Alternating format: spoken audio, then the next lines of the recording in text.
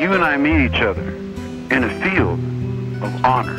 All right, I say, hello, brother. You say, hello. And you say, will you help me? I said, sure. And you say, I don't feel happy. I said, okay. In fact, I feel guilty. I said, is that right? You say, I feel like I'm going to hell and I need you to punish me. I said, well, I love you, but I don't want to. And you say, I want you to beat me up. And I said, look, man, I'm not into beating people up, you dig? And then you say, well, if you really love me, you'll kill me. I said, look, man, I don't want to kill you. You said, well, I'm tired of living and I can't face death and I want someone to kill me. And you love me and you're the person that does what I want you to do, so what I want you to do is kill me, you dig? And I said, look, man, I'm not into this, you dig? And what I'm talking to is society. Society wants to die. A car drives down the street, they throw cigarette butts over in the rainforest. They burn up the damn trees just because they don't want to put the cigarettes in the ashtray, and they don't give a fuck. They throw their garbage out on the road. They throw their trash in the ocean.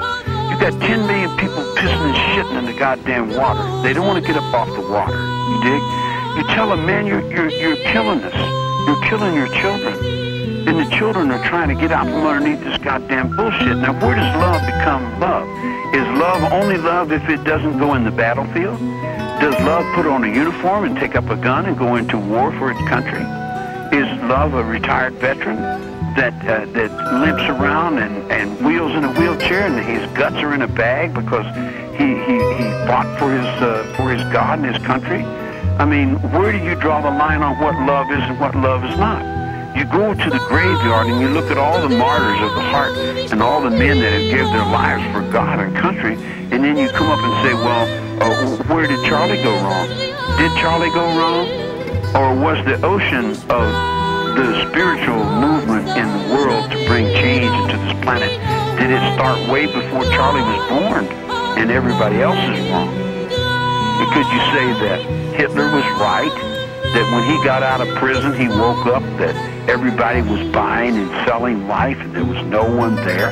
It was just a bunch of hamburgers in the butcher shop, a bunch of meat hanging up, because the United States can't even kill their own cows.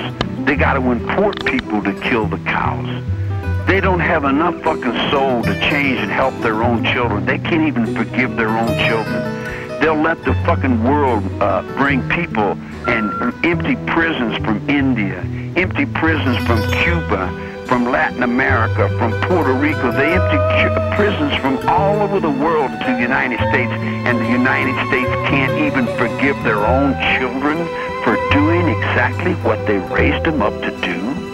They want to blame Manson for being the father of their children. The president of the United States is supposedly the father of us all.